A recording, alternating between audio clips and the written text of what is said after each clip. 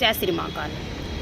मेरा नाम क्रांतिकारी शालू सैनी है। उत्तर प्रदेश के मुजफ्फरनगर ज़िले की रहने वाली हूँ। और जितनी भी लावारिस पुण्यात्माएँ होती हैं या कुछ परिवार ऐसे भी होते हैं जो अपनों का अंतिम संस्कार नहीं कर पाते, तो ऐसी भी सब मेरे पास आते हैं। कुछ लोग मुझे इस सेवा को करते हुए देख के बोलते हैं कि मैं शमशान घाटनी हो गई हूँ, मैं चंडालनी जैसी दिखती हूँ।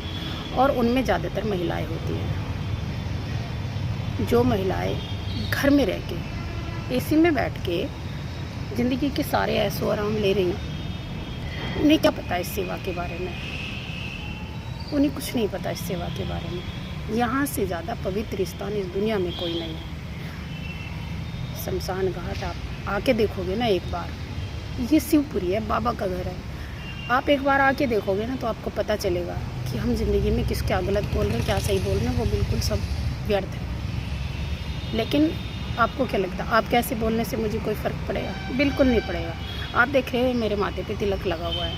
अभी मैं यहीं पे हूँ शिवपुरी में, और मैंने अस्थियाँ भी चुकी हैं, अंतिम संस्कार भी किया है। तो जब मैं अस्थियाँ चुकती हूँ तो जो अंतिम संस्कार करने के बाद अस्थि चुकती हूँ, तो उनकी जो भस्म होती है, मैं तो अब भस्म ही कहूँगी, तो वो जो चिता की राख होती है उसका तिलक मैं अपने माथे पे लगाती हूँ, उस भस्म को मैं अपने माथे पे लगाती हूँ और संकल्प लेती हूँ कि बाबा मुझे इस जिम्मेदारी को पूरा करने में मेरा साथ दें, सामर्थ्य दें, और मुझ में कभी इस सेवा को करते हुए घमंड ना आए, कभी स्वार्थ ना आए। मैं इस सेवा को करने के लिए, आप यकीन मानिए, इतनी मेहनत करती हूँ अपने काम में भी, अपने रोज़गार में भी, कि मैं पूरा दिन बागी फिर हो जाती हूँ कि मैं और ज़्यादा कमाऊँ अपने काम से, ताकि मैं इस सेवा में लगा पाऊँ। लेकिन लोगों की मानसिकता है, मैं उसको बदल नहीं सकती।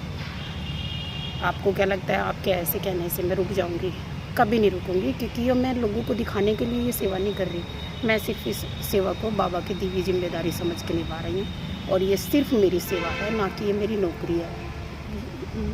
अगर मुझे सैलरी मिलेगी भी तो भगवान के द्वारा मिलेगी, किसी इंसान के द्वारा नहीं मिलेगी। ना मुझे शासन कुछ देता है, ना प्रशासन कुछ देता है। सभी भाई बहनों से मैं निवेदन करके मांग लेती हूँ और इस सेवा में लगा देती हूँ। जो मेरे से अपनी कमाई में से कम पड़ता है, इस सेवा में लगा देती हूँ। लोग मेहनत नहीं देखते किसी की।